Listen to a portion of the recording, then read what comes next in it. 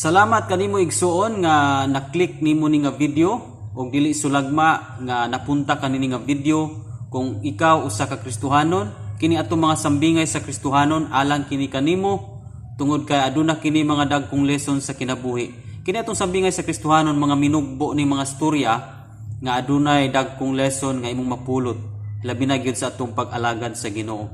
Now kining atuang sambingay sa Kristohanon daghan na kitang na-upload nga mga storya nga daghang na bless nga mga viewers nato ug ila pong gi-share sa ilang mga amigo amiga ug sa ilang kasimbahanan.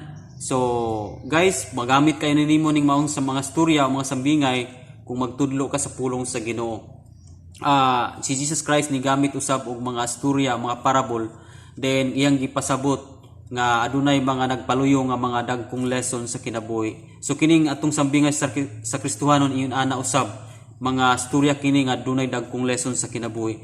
So kini atong storya karon alang kini sa Kristohanon nga kana bitawng kusog pa kayo sila nga muhukom sa ilang isig ka tawo. Unya maglisod pa gyud sila og kanang wala sa ilang kusog kayo nga manghukom ug kaning gitawag og Christian nga judgmental. Now daghan kayo kana rong panahona, daghan kayo ng mga classes Kristohanon. So kining maong storya alang kini sa mga tawo o kita o kung nakaagita o kanabitawng panghukom sa atong isig ka tawo. Diha sa kinabuhi nindot ning kita moy hukman. Ilabi na kung nakristohano na ta, sa una lahi man ta.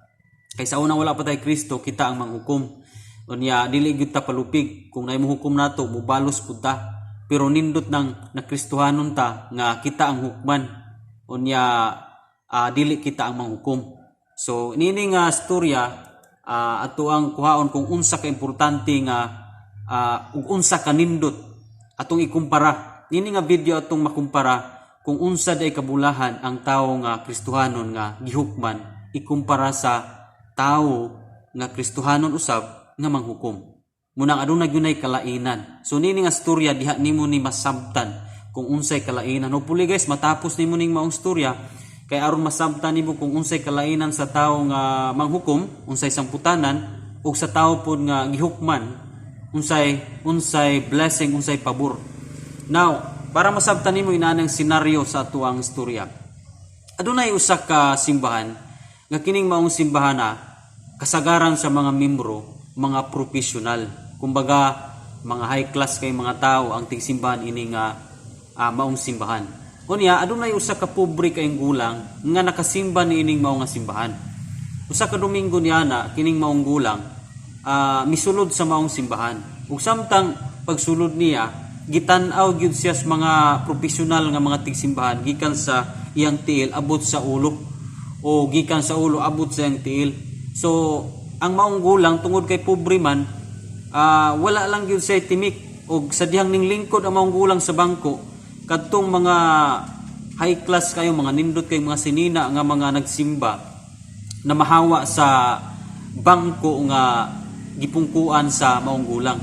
Kay ang ilang bangko simbahan taas man, so namahawa tong mga namungko. Ang nahitabo, ang maong usa ka linya nga bangko, ang maong gulang lang yun nagpungko. Tungod kay kabus ang maong gulang na nasabtan sa maong gulang tungod kaha sa iyang binistihan, kay nagkagidlay man siya iyang binistihan. So nasabtan sa mga gulang at tungod ka sa iyang binistihan, mipalayo kining mga high class kayong mga nagsimbahan. So tuod man niabot ang panahon nga muhalad na og testimony o muhalad na og awit di ay kining usa ka gulang wala siya'y kanabang wa say panuko. Mitindog kining usa ka gulang pagtawag sa usa ka pastor nga kinsay muhalad og awit dinha, nitindog kining usa ka gulang. So kining mga professional nga nagtan-aw, grabe ang ilang kanang paghukom sa mga gulang. Sa dihang nagpungko pang mga gulang, mao mipalayo diay sila tungod kay gibahuan siya sa mga gulang. Unya misimos kayo kagidlay ang iyang biste. So mipalayo ang mga professional, dili wala sila nakigtapad. O sa dihang ang maong gulang mitindog aron muhalad og kanta kanang buot unta nila nga buyagon nga dili nila pahalaron ba kay baho unya unsa poy ihalad sa maong gulang. So katong mga professional kanang grabe kay sila ka kanabang high class kayo sa pananaw. Murag dili sila ganahan nga makakauban sila o makakauban sila og inato nga klases magtutuo nga pobre.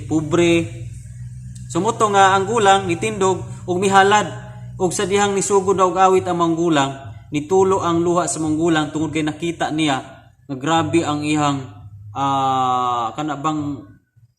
kahiubos sa maong simbahan. Nakita niya nga grabe ka proud ang maong mga tigsimbahan dito. So diya sa kanta na lugmaw ang luha sa gulang. Ug kabalo mo ang nahitabo sa mga tawo nga nagtan-aw, imbis nga na proud to sila kay nanghukom sila sa dihang nakita nila ang gulang nga nagkanta og nagtulo ang luha, gitandog usab ang ilang kasing-kasing. Ug sa dihang natandog ilang kasing-kasing, tanan nga nagsimbahan didto nang hilak usab sila.